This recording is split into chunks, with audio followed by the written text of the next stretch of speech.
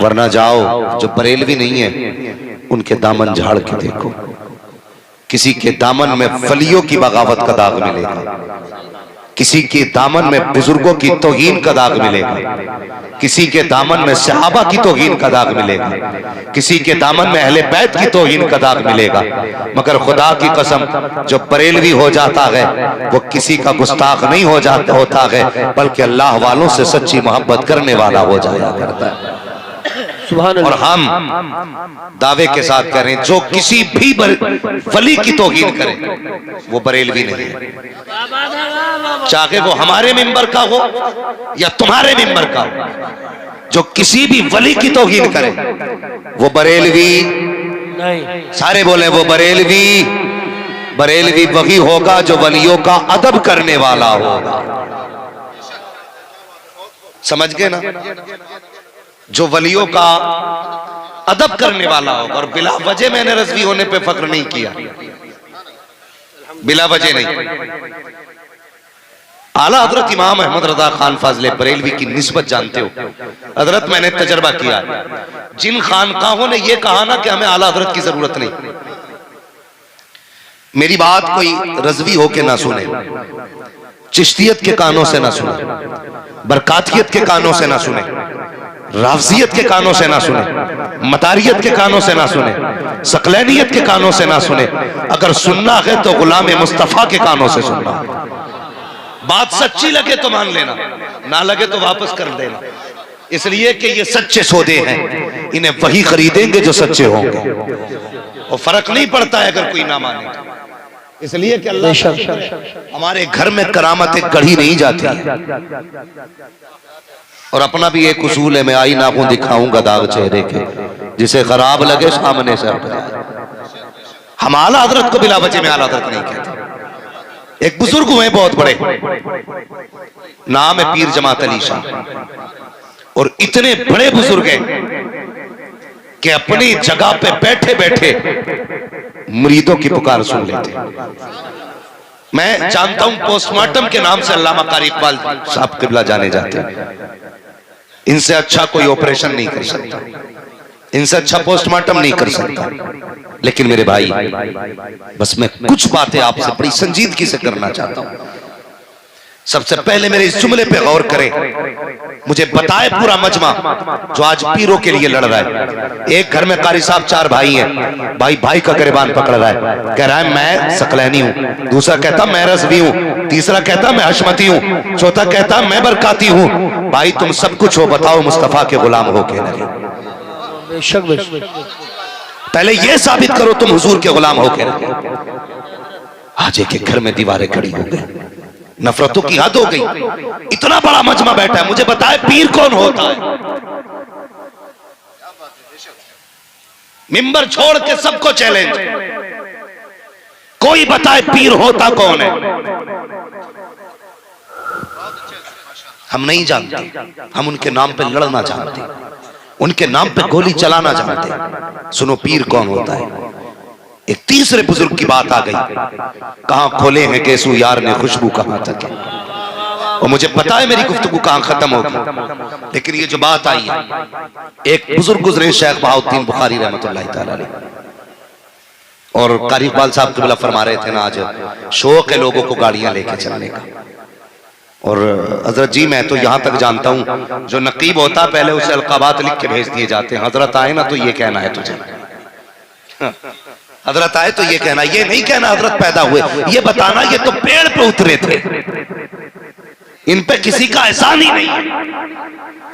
गाड़ियां मुझे 500 लोग चाहिए इस्तकबाल में, मुझे 1000 चाहिए। नादान तू खुदा का हो, जमाना तेरा हो जाएगा। फिर बताने की जरूरत नहीं पड़ती है गुजर के कौन जा रहा है। कदम तेरे होते हैं रहमत के झोंके बताते हैं, अल्लाह का वली गुजर के जा रहा है, खुदा वाला गुजर के जा रहा है। शेख बहाउद्दीन बुखारी रहमतुल्लाह तआला अलैह एक जंगल से गुजरे हैं, लोगों ने देखा अल्लाह वाला जा रहा है, भीड़ लगती चली गई। उसी भीड़ में गैर मुस्लिम बच्ची भी आ गई। उसने कहा लोगों बताओ तो सही, जिसके इर्द गिर्द इतने लोग बैठे हैं ये कौन है? लोग हैरत में थे इसे क्या बताया जाए। तो लोगों से पूछा बताओ ये है कौन? लोगों ने बताया ये पीर है हमारा। का पीर कौन होता है? का मुझे तो नहीं पता, उन्हीं से जाके पूछ ले। बच्ची भीड़ को हटाते हुए गई, जाके कहती बाबा ये लोग कहते हैं कि तू पीर है, तू ही बता पीर कौन होता है। अब सुनो लड़ने वालों, झगड़े करने वालों, अपने के गिरबान पकड़ने वालों, अपनों को तबाह करने वालों, कोर्ट कचहरियों में लेके जाने वालों, अपनों का खून बहाने वालों, और तुम्हें क्या पता ये उम्मत कैसे बनी है? पूछ मुस्तफा से उम्मत को कैसे बनाया गया है। जब कांटे खाए हैं तब जाके उम्मत बनी है, पत्थर लगे हैं तब जाके उम्मत बनी है, फाके किए हैं तब जाके उम्मत बनी है। और ढोंगी पीरो तुम ये मत समझना तुम इस कौम को लूट लोगे। खुदा की कसम मेरे नबी ने कहा था जो काम मुझसे पहले नबियों ने किया था वो काम मेरे उम्मत के उलमा करेंगे। कल नबियों ने बचाया था, आज हुजूर की उम्मत के न उलमा इस कौम को लूटने नहीं देंगे। आओ कौन से लिबास में आओगे? अगर पीर बन के आओगे नकाब हम पलटेंगे, लुटेरे बन के आओगे बाजू पकड़ के हम मारेंगे, उम्मत को जाने नहीं देंगे। इसलिए कि मोहम्मद से वफा तूने तो गम तेरे हैं, ये जहां चीज है क्या लो हो कलम तेरे। नारे तकबीर, नारे रिसालत, नारे गौसियत, मसलके आला हजरत, फैजान आला हजरत, हजरत अल्लामा मुफ्ती हम्माद रज़ा साहिब क़िबला। तमाशा बना के रख दिया उम्मत का, ये लूटने के लिए बनी थी।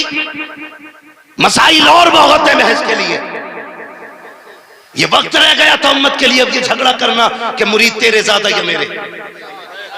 आज जरूरत है इस मसले पे सर जोड़ के बैठा जाए। तेरी मेरी बेटी गैर मुस्लिम के बिस्तर पे जा रही है, बैठ सर जोड़ के, उठो और बताए किसके पीर ने इस बंद पे बंद बांधा है। मैं किसी का दुश्मन नहीं, जिसका अकीदा दुरुस्त नहीं उससे मेरा कोई लेना देना नहीं।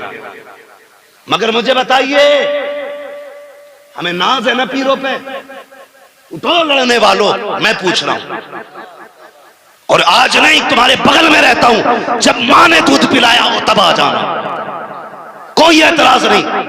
आज जरूरत है कि उम्मत की बेटियां गैर मुस्लिम हो रही है, उन्हें कैसे बचाया जाए। आज गरीब भूख से मर रहा है, उसे कैसे बचाया जाए। आज यतीम बेटियां तड़प रही है, बाल सफेद हो गए, कोई अपनाने वाला नहीं है, उन बेटियों की जिंदगी कैसे बचाई जाए। आज जरूरत इस बात की है, लेकिन हम तो इस पे लड़ गए। तेरा पीर आला के मेरा पीर आला, कसम खुदा की। ओ यार कब तक लड़ते रहोगे? कभी समाज को भी झांक के देखा करो, कभी मुस्कुरा के समाज को भी देखो, अपनी जरूरतों को पूरा करो। हमें ये तक नहीं पता पीर होता कौन है, हमें लड़ने से फुर्सत नहीं है। अल्लाह अकबर तारीख उठाओ। बच्ची ने आके कहा था बाबा ये सब कह रहे हैं कि तू पीर है, तू बता पीर कौन होता है। हजरत शेख बहाउद्दीन ने सोचा अगर पूरी हिस्ट्री समझाऊंगा देर हो जाएगी, तो बातों में बात खत्म कर दी। मुस्कुरा के कहते हैं बेटी पीर वो होता है जो मुसीबत में काम आया करता। सुभान अल्लाह, सुभान अल्लाह, माशाअल्लाह। पीर वो नहीं होता जो कौम को मुसीबत में डाल दे। क्या कहने वाला? जो मुसीबत में, जोर से, जो मुसीबत में, अभी बोल नहीं रहे इधर वाले लोग, जो मुसीबत में वो पीर होता है। मुझे बताइए पीर वो होता है जो मुसीबत में काम आए। बच्ची ने जो इतना सुना ना, उसने क्या कहा था? कहने लगी हुजूर है मेहरबानी करें ना। कहा क्या आप मेरे भी काम आ जाओगे? कहने लगी बेटी मेरी मुरीद हो जा, मैं तेरे भी काम आ जाऊंगा। बच्ची ने कहा जनाब मैं तो गैर मुस्लिम हूं। कहा फिर देर किस बात की है, हाथ बढ़ा मेरे हुजूर का कलमा पढ़ ले। बच्ची ने कलमा पढ़ा और मुरीद हो गई। आज तो उम्मत तबाह हो रही है हजरत, ये मेरा इलाका, मेरी जिम्मेदारी बनती है। मैं आपसे कड़वी बातें करता हूं, मेरी जिम्मेदारी है। सही बात। मैं हिंदुस्तान भर को समझाता हूं। कल कोई ये कहेगा तू अपना इलाका ना संभाल सका, मैं किसे मुंह दिखाऊंगा? मेरी जिम्मेदारी बनती है। आज मुरीद हुए नहीं, झगड़े शुरू। और उन्होंने क्या था? पीर वो होता है जो मुसीबत में, सारे बोले जो मुसीबत में। बच्ची कहने लगी फिर तो मेरे भी काम आएंगे। कहने लगे फिर हो जा मुरीदा। उसने कलमा पढ़ा, मुसलमान हुई और मुरीद होके जाने लगी। कहने लगी बाबा वादा तो सच्चा है ना, पीर मुसीबत में काम आते हैं ना? कहा हाँ। का तू भी काम आएगा ना? कहा जी। ये कह के बच्ची चली गई। अल्लाह अकबर। बादशाह के दरबार में नौकरी करती थी। जब इस पे सिलसिले का फैज हुआ ना तो ये सबकी नजरों पे छा गई, सबके दिल पे इसका कब्जा। बादशाह ने कहा कि इससे बेहतर हमारे घर के दरबार की कनीज कोई नहीं है। ऐसा करो जितनी पुरानी औरतें हैं सबके ऊपर इसको मुकर्रर कर दिया जाए। जब इसको ये रुतबा मिला सबसे ऊपर हो गई। हसद की आग लग गई। जनाब हम भी जानते हैं। अल्लाह अकबर। दिल के पपोले जल उठे सीने के दाग से। इस घर को आग लग गई घर के चराग से। हमें भी पता है झगड़े किस चीज के हैं। जब हसद की आग लगती है तो फिर कौमों को लड़ाया जाता है। जब हसद की आग लगती है तब भाई भाई का दुश्मन बनाया जाता है। जब हसद की आग लड़ती है तब अपनों को अपनों के खिलाफ खड़ा कर दिया जाता है। तुमने भारत का तरीका नहीं देखा। यहाँ की गवर्नमेंट कैसे चल रही है, एक दूसरे को लड़ा करके हुकूमतें चल रही है। आज पीरों ने भी रास्ते निकाल लिए हैं। एक दूसरे के गले कटवाओ और हुकूमतें करते रहो। कसम खुदा की ये उम्मत तेरे बाप की नहीं रसूल पाक की है और ये जानती है। हम उस वक्त तक तुम्हारी इत्तबा करेंगे जब तक तुम मदीने वाले मुस्तफा की इत्तबा करते। सुभान अल्लाह सुभान अल्लाह। वाह वाह वाह। तुम भी फैसले करो। उस वक्त तक हम पीर की मानेंगे जब तक पीर मुस्तफा की मानेंगे। कान खोल के सुनना मेरी बात। उस वक्त तक हम मानेंगे जब तक तू हुजूर की मानेगा। जब तू हुजूर का नहीं तो फिर हमारा भी नहीं, हमारा भी नहीं। खड़ा कर दिया। बड़ा मामला। औरतों ने सर जोड़ा। कहा यार ये बाद में आई है और हमसे ऊपर निकल गई। कहा क्या इस पे इल्जाम लगाओ? बच्ची पे इल्जाम लगा चोरी का। बादशाह के दरबार में मुकदमा आ गया। बादशाह ने पूछा क्या बात है बेटी, तुझ पे इल्जाम है तूने चोरी की है। बच्ची कहने लगी बादशाह मैंने चोरी नहीं की। तो वो जिन्होंने बाज़ाब्ता प्लानिंग करके इल्जाम लगाया था ना वो तो कहने लगी इसके गवाह हैं। 6-7 औरतें खड़ी कर दी कि इसके सामने चुराया, इसके सामने चुराया। अब बच्ची क्या करती? बादशाह ने कहा तेरे पास कोई गवाह है? बच्ची ने आसमान की तरफ देखा और रो दी। कहने लगी मेरा कोई गवाह नहीं। उसने कहा फिर तो चोरी साबित हो जाती है, जाओ कैद में डाल दो। 8 दिन के बाद इसको सजाए मौत दी जाएगी। बच्ची कैद में आ गई। जब कैद में बंद हुई ना कहने लगी बुखारे वाले बाबा तूने तो वादा किया था पीर मुसीबत में काम आते हैं। वाह वाह वाह। तूने तो कहा था पीर मुसीबत में काम आते हैं, कब आएगा? 1 दिन गुजर गया, 2 दिन गुजर गए, 3 दिन गुजर गए, 8 दिन गुजर गए। जब बच्ची की मौत का दिन आया ना सिपाही आ गए, हाथ बांधे गए। अल्लाह अकबर। बच्ची के हाथ बांध के मौत के लिए सफर तैयार है।